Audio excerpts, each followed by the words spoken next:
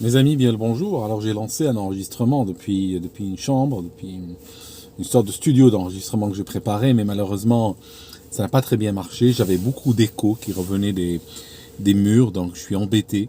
C'est une vidéo que j'ai pas pu partager parce qu'on a l'impression que je parle du fond d'un puits. Donc je vais tenter autre chose. Je vais essayer d'acheter un micro et autres. Bon, j'ai encore du travail sur le plan technique. Je n'ai jamais vraiment bien soigné, il faut être honnête. La voiture, l'avantage c'est que c'est capitonné à l'intérieur. Vous voyez, vous entendez exactement ce que je suis en train de dire. Vous n'entendez pas d'échos qui sont retournés par la carrosserie de la voiture. Bon, c'est pas grave. Je voulais vous parler d'ESG aujourd'hui. Avant de parler d'ESG, j'aimerais vous dire qu'en Italie, une époque, il y avait un système de mafia qui allait vers les commerçants pour demander du racket en échange de leur protection. Alors si jamais le commerçant ne payait pas, il pouvait se faire agresser, il pouvait voir son magasin brûler ou recevoir un contrôle fiscal ou autre chose. Donc quelque part, il se sentait obligé de payer la protection pour avoir un gain de paix. Par la suite, l'État italien a sévi contre ces mafias parce que s'il y a une chose que l'État ne tolère pas quand il s'agit des pouvoirs régaliens, c'est le pouvoir de prélever, c'est le pouvoir de ponctionner. Et si on regarde aujourd'hui, si on regarde tous les pouvoirs régaliens de l'État, les devoirs régaliens aussi, pas seulement les pouvoirs. Si je regarde l'école, si je regarde l'armée, si je regarde le contrôle des frontières, si je regarde la souveraineté, tout cela, tous les pouvoirs régaliens de l'État sont littéralement en friche, sont à l'abandon, ils se dégradent année après année sur tous les plans qu'on peut objectivement mesurer. Le seul rôle régalien que l'État garde, c'est celui de ponctionner. C'est le rôle du racket. Et donc, sur ce plan-là, non seulement il pousse sans arrêt, il perfectionne les méthodes, il renforce son efficacité et invente de nouvelles méthodes de prélèvement. C'est pour ça que sur ce plan en particulier auquel ils tiennent, ils ne supportent pas la concurrence. Maintenant, il y a autre chose. Le système italien de la mafia, c'est plus ou moins fragilisé, et puis je ne sais pas ce qu'il en est aujourd'hui, je pense que c'est plus la même chose dans les années 80, mais néanmoins, il y a un autre système qui l'a remplacé.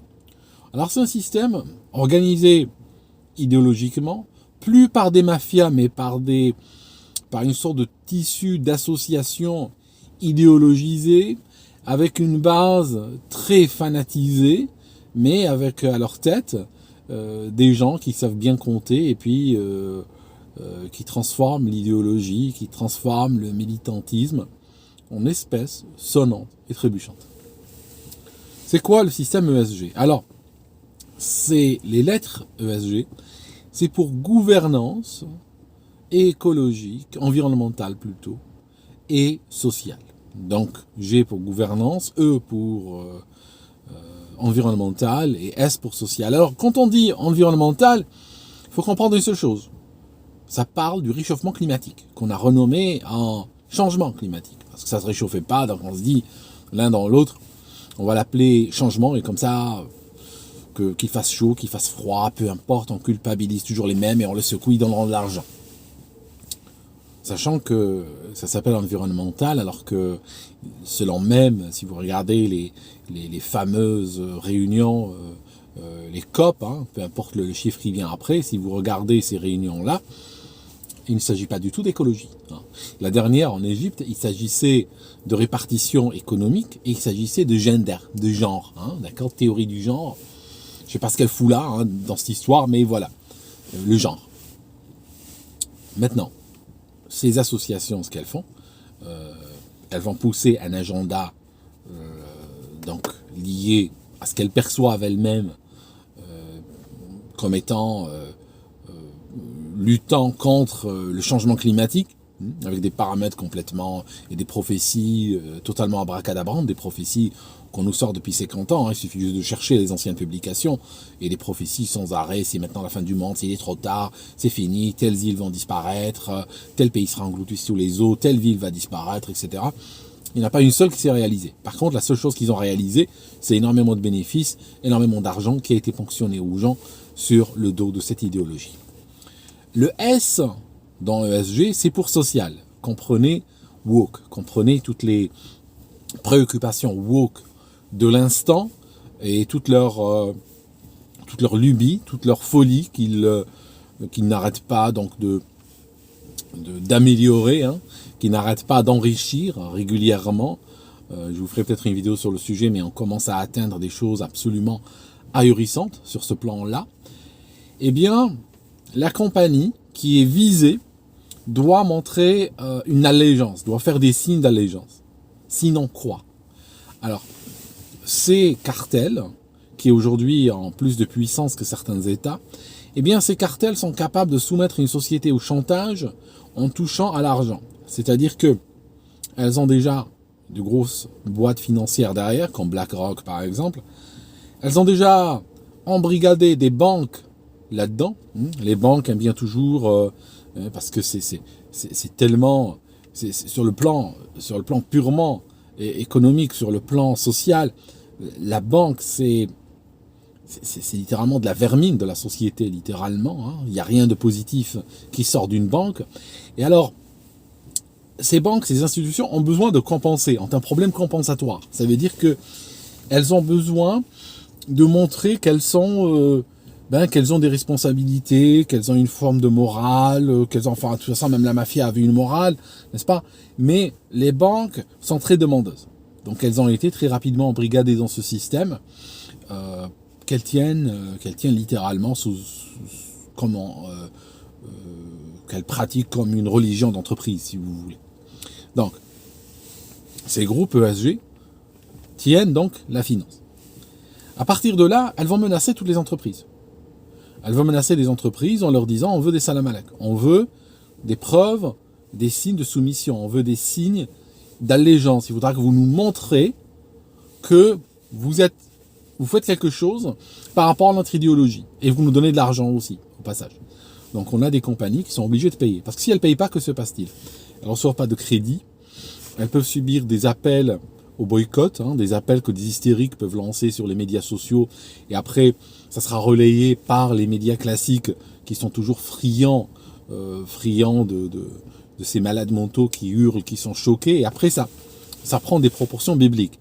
Et ça touche les entreprises qui vont commencer à s'excuser, qui vont commencer à faire des salam alek, qui vont commencer à montrer des signes d'allégeance, alors qu'en réalité, derrière, c'est juste une tempête dans un verre d'eau. C'est-à-dire que très souvent, il y a des groupuscules, littéralement, dans une page Facebook, des choqués professionnels, qui peuvent lancer une campagne, après ils touchent des gros comptes d'influenceurs qui peuvent, après leur servir de relais, très rapidement des journalistes qui surveillent ces comptes, à la recherche justement de la nouvelle du jour, à la recherche de la polémique ou du scandale de l'instant, ils voient cela et ils décident d'emboîter le pas. Et par la suite, il y a des politiques qui vont de manière très opportune monter au créneau là-dessus, et puis les entreprises visées ou l'entreprise visée va devoir se mettre à genoux, embrasser des pieds et dire que ça ne se reproduira pas. Donc, le problème avec cela, c'est que aujourd'hui, le système est tellement tentaculaire qu'il peut plomber des économies de pays entiers. Pourquoi? Parce que des entreprises qui travaillent à 100% dans le cadre de la loi, qui travaillent à 100% dans le cadre des règles de leur métier et des réglementations en vigueur, qui déjà, rien que ce que je viens de citer, la conformité, hein, leur coûte extrêmement cher. On peut définir chaque loi que l'État passe ou chaque réglementation qui sort, on peut la définir comme une taxe en réalité. Vécue au niveau de l'entreprise, une loi n'est rien d'autre qu'une taxe. Pourquoi? Parce que quand il y a une nouvelle loi qui sort, une nouvelle réglementation qui est mise en place, au niveau de l'entreprise, il y a un effort de conformité qui doit être fait. Or, l'effort de conformité voudra dire changer ses procédés, recruter des gens qui feront de la conformité, remplir typiquement plus de papiers, payer des taxes, payer des expertises, etc. Donc en réalité, au niveau de l'entreprise, chaque loi qui sort, c'est une taxe. Donc les entreprises, déjà, quand on parle occidental, sont extrêmement désavantagées par rapport à des entreprises qui sont dans d'autres pays. Alors je ne dis pas que par exemple, c'est bien C'est bien d'avoir des entreprises qui travaillent à la sauvage, qui emploient des enfants, qui emploient des gens qu'on enferme dans des ateliers de couture, qui travaillent 7 jours sur 7 ou autre. Je dis pas cela. Mais le problème, c'est que entre ce que je viens de décrire, et les entreprises occidentales qui sont en train de baigner dans une gangue, littéralement dans une sorte de mélasse de lois et de réglementations, il y a quand même un équilibre à trouver quelque part. Or, le problème, c'est que les entreprises occidentales sont déjà défavorisées par des États tentaculaires de plus en plus présents dans l'économie. On est littéralement dans une logique d'économie dirigée. On vous parle tout le temps de marché libre et tout. On ne vit pas dans un marché libre. On n'est pas dans une économie de marché. On est dans une économie techniquement dirigée. Personne n'a fait la comparaison, mais je serais curieux qu'on fasse la comparaison entre l'URSS et l'Union européenne en termes de réglementation, par exemple. Et je suis pas juste comme ça. Je suis pas sûr que l'URSS avait plus de lois, plus de réglementations handicapantes et contraignantes que l'Union européenne, par exemple. Mais c'est quelque chose qui reste à voir. En plus de cela, je disais, ces ESG viennent rajouter encore de la réglementation, cette fois-ci en peer-to-peer, cette fois-ci en privé. Une association vient littéralement faire la loi dans un pays. Aux États-Unis, ils s'en sont rendus compte, en particulier des États républicains, où il y a 19 États, où il y a des investigations qui sont en cours pour voir l'ampleur des dégâts, où il y a des sénateurs qui écrivent à des entreprises leur disant « Vous nous donnez maintenant toutes les actes d'allégeance au lobby ESG. Vous nous donnez toutes les communications que vous avez eues avec eux, qu'est-ce qu'ils ont exigé de vous et comment vous vous êtes soumis à ces lobbies-là. » Pourquoi ? Parce que le problème de ces lobbies, c'est qu'ils soumettent l'entreprise à une sorte de lobbying idéologique, intéressé, bien entendu, au profit de certains groupuscules, mais ceci au détriment de sa production, au détriment de son consommateur, au détriment de son employé, au détriment même de son investisseur. Donc vous pouvez avoir une entreprise qui devra augmenter les prix parce que tout simplement, elle doit... nouvelle réglementation, c'est une taxe, on a dit. Donc si elle reçoit une réglementation non étatique, ça veut dire une réglementation qui vient de groupes de pression, elle est obligée de s'adapter à cette réglementation-là, même si elle n'a rien de légal ou d'étatique. Ceci va lui coûter de l'argent. Elle va répercuter cela sur le consommateur. Sa production risque d'être affectée. C'est-à-dire que quand on est dans des domaines très concurrentiels et qu'en plus on vient plomber les entreprises, eh bien parfois elles ne pourront plus tenir le coup face aux Chinois, face aux Thaïlandais, face aux Brésiliens. Et le résultat net, c'est qu'on peut retrouver des entreprises qui font des plans sociaux, qui virent du monde ou qui ne recrutent pas ou autre. Tout cela parce que des lobbies sont venus se greffer sur l'économie. Au niveau d'un pays, ça peut même plomber le PIB. Parce que quand une mafia ou un cartel menace une entreprise ou deux ou trois, ça affecte que ces entreprises. Maintenant, c'est quand tout le tissu économique est gangréné, quand maintenant tu as une boîte qui peut même plus faire un appel d'offres parce qu'on oblige les entreprises dans les appels d'offres à mettre des questions éliminatoires au sujet des ESG. Ça signifie dans les questions, on va dire à l'entreprise, qu'est-ce que vous faites? C'est quoi? Donnez-nous des signes de soumission, donnez-nous des signes, vos signes d'allégeance au lobby ESG. Et une entreprise qui a décidé de garder son indépendance, qui a décidé de garder sa liberté et qui ne s'est pas soumise à ce lobby, elle ne pourra pas, par exemple, répondre aux appels d'offres. Ce qu'elle fera le lendemain, elle sera obligée de contacter le lobby ESG et leur dire « Écoutez, on est prêt à nous soumettre ». Vous voyez? Et quand vous multipliez ça par l'échelle de tout un tissu économique, vous avez une économie qui est en fait en train de battre de l'aile. Vous avez un PIB national qui est en train de se dégrader. Vous avez la souveraineté économique d'un pays entier qui va devenir un pan entier de la souveraineté qui sera entre les mains de wokistes et de lobbyistes et de gens bizarres. D'accord? Alors, autant dans des États républicains aux États-Unis, on s'en est rendu compte, et il y a des investigations, il n'y a même pas un début de solution pour le moment, mais au moins on s'en rend compte. En Europe, on n'a même pas commencé.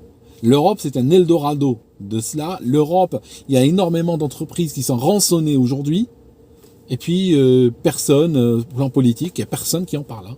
Il n'y a personne, j'ai pas entendu un seul homme ou femme politique qui réalise l'impact de ces cartels. Alors qu'aux États-Unis, il y a 19 États, je vous disais, où il y a des enquêtes officielles maintenant. Voilà mes amis, je vous laisse et j'espère que quelque chose bougera par rapport à cela.